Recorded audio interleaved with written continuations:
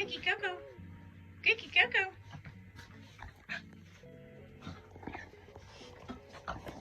Hi guys, today we are going to be talking about deworming dogs with a maintenance dose. That means after you've already dewormed them, how to keep them worm free throughout the year using food grade diatomaceous earth. That's what we're going to be doing today.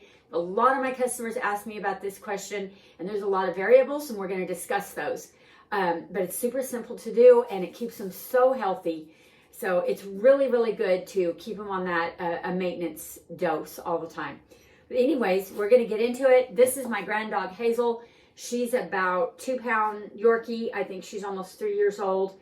And she's visiting me this week while her parents are in Florida.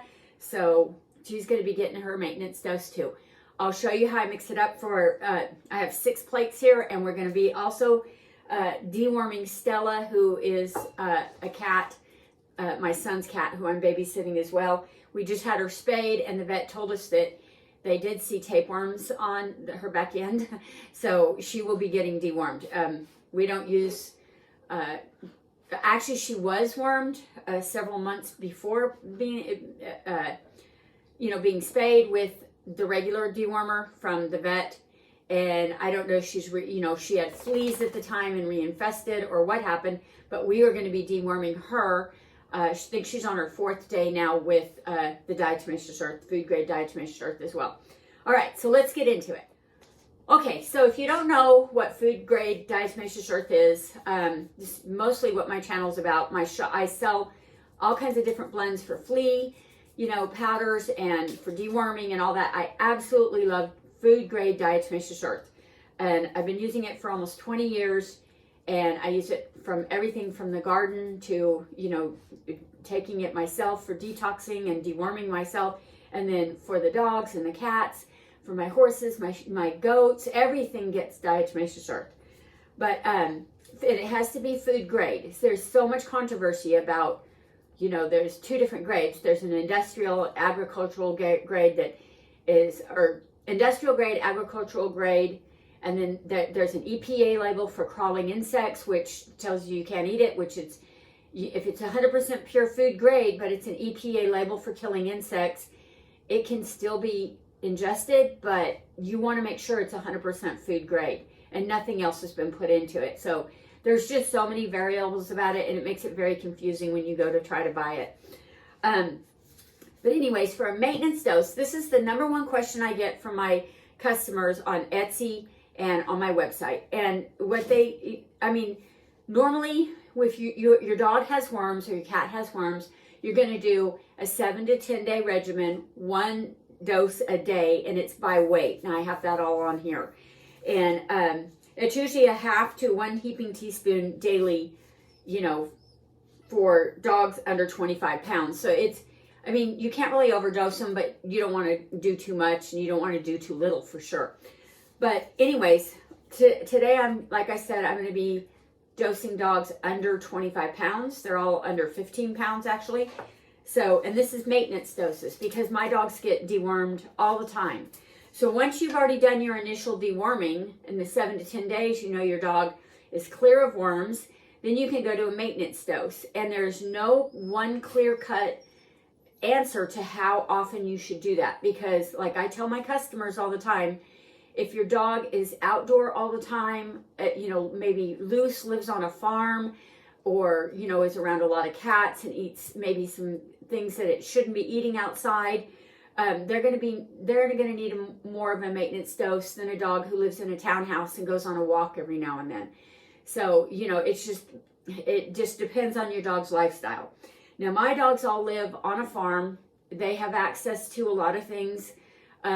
They're around the goats and they're around all the farm animals and everything.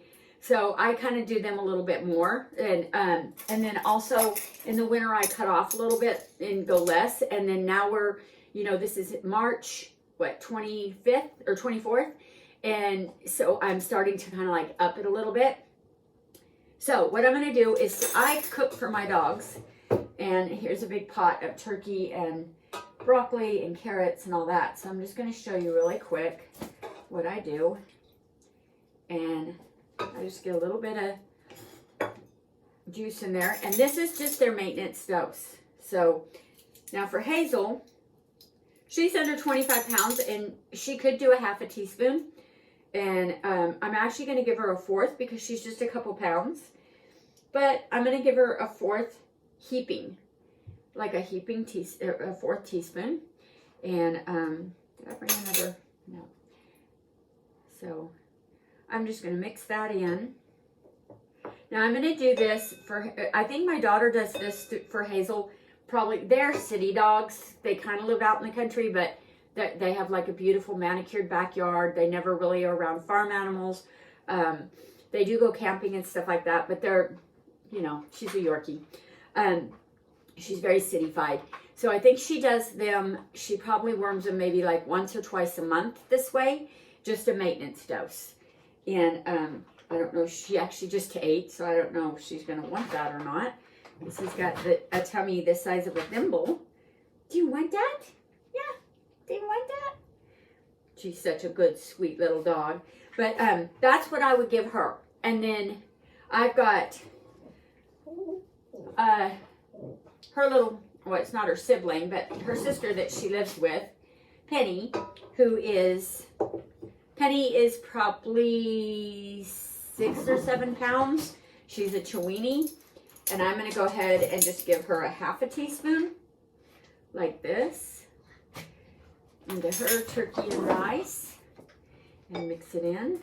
And that's Penny in the background. She's trying to remodel a stuffed animal. So that will be for a 7-8 pound. And like I said, they get this probably twice a month. Now, come here, Coco. Let me put her down and I'll show you Coco. Coco, come here. Okay, this is Coco. This is my dog, and she is a 3-year-old Chihuahua, and she's probably, I would say she's probably 8 or 9 pounds. And now she has actually been, you know, we're coming out of winter. I maybe probably did them like once a month through the winter months, December, January, February. And I noticed she's been scooting her butt. So I don't know, we don't have fleece, we don't have tapeworms or anything like that. But I don't know with Stella having tapeworms if she might have picked something up, or I don't know. But what I'm going to do for her, I'm going to up my dogs, my girls, to probably once a week right now. And I'm going to give her a heaping teaspoon. No, a heaping, what is that? A half a teaspoon, heaping half a teaspoon. Now you could, hang on baby, I mix it in with, I have a little broth in there. Now you can, when it's under 25 pounds, it's kind of vague, you know, because it doesn't really tell you exactly, you know, if your dog weighs 10 pounds, how much should you actually give them? And I just basically do, under 10 pounds is, I do a fourth, and then between 10 and 15, I do a heaping half. And then if they're upper towards, 25 pounds, I'll probably just do a full teaspoon. And then I do a full heaping teaspoon all the way up to like 50 pounds. And some of my bigger dogs that, you know, go right up to 50 pounds, I do even 2 teaspoons, depending on if I feel like they really need it and they're pretty wormy. Like I said, you can't really give them too much. You can eat it, baby. You want that? Yeah. But it's just kind of iffy on their, like I said, their lifestyle and, you know, how often you keep them wormed and everything. If you go past 90 days and you don't do any maintenance at all, it's kind of a good idea to start back on that Penny, stop. Quit. It's kind of good to start back on that 7-day regimen and get them cleaned out and then start fresh again. That's the way I've always done it. It seems like after 90 days, they kind of build up. They start getting more and more worms, you know, because they're constantly picking up worms. It's just part of life. And do you want any more? You don't like the vegetables? You don't like carrots? You left the carrot out right there. Yeah. Well, anyways, it's that simple. Now, what I'm going to do is I'm going to really quick show you how I do Stella. Penny, come here. I'll let you meet Penny. She was the one doing all the squeaking and crazy stuff. We'll go ahead and do Penny's. Oh, Penny's was right here. Here. Do you want yours? She said there's something in it. I know Penny has had worms a couple times throughout the time. I mean, she was a shelter dog when my daughter got her, and she has had tapeworms and different worm scenarios, and we've always dewormed her with the diatomaceous earth, and she's clear. I mean, she's super healthy, super shiny coat. That's how you tell. But a maintenance dose is just a really good idea to do. Okay, I'm gonna put her down. Oh, and then we're gonna get Stella. See if we Stella, kitty, kitty, kitty, kitty, kitty. Come up here, Stella. Come on, Stella. Okay, we'll warm Stella. Stella she's been here for a couple months. She is my son's cat, and the babysitter is actually allergic to Stella. So I have to babysit her for right now until May, when their mother, my daughter-in-law, is a school teacher. And come on, Stella, kitty, kitty, kitty, kitty, Stella. And when my daughter-in-law gets out in May, they will take her back. But we just had her spayed. She is a rescue kitty too, and she's probably, she's a little ornery. She's probably about 9 months old, 10 months old, and I would say she probably weighs, gosh, 10 pounds. She's a good sized cat. Now I'm going to go ahead and give her a heaping half a teaspoon. She could probably go with a teaspoon, but Stella is extremely fussy. She knows that you put stuff in her food and she will not eat it. Now, if I put it with anything tuna or anything like that, she loves it and she will eat it. But, and what I do is I kind of make sure I don't give her a whole lot of it at one time, so that, see, she knows that it's in there. Come on, Stella, eat it. All my other cats just devour it. They don't care at all. Now, I'm going to do a full 10 days with Stella. And then once I feel that we're clear, and which I haven't seen anything, but the vet said they saw. And I've also noticed since we've gotten her that her coat is kind of dull. I mean, she's got a beautiful soft coat. There's no shine to it. So I do give her fish oil and sea kelp and all kinds of stuff to help with her nutrition. But I really feel like she probably had a worm overload, and that was probably, you know, making her coat dull and just kind of, you know, not getting as many minerals and nutrients as she needed. Now, this is my dog blend that I sell in my Etsy shop and on my website. This is the 6 ounce. And people ask me all the time too, can they feed the dog blend to the cats? Yes, it's the same one. It's just when I started packaging them and I very first started out, I think I started selling in 2014. Cat people told me all the time, oh, I won't feed my cat anything that's labeled for a dog and blah, blah, blah. So I always separated it. But now I sell it in 1 pound and 2 pound bags, and that I just have no more worms, and it's for dogs and cats, horses, chickens, whatever. But I do sell the smaller ones just for dogs, just for cats. So if you go on the website, you see that, you have that question, that's what it is.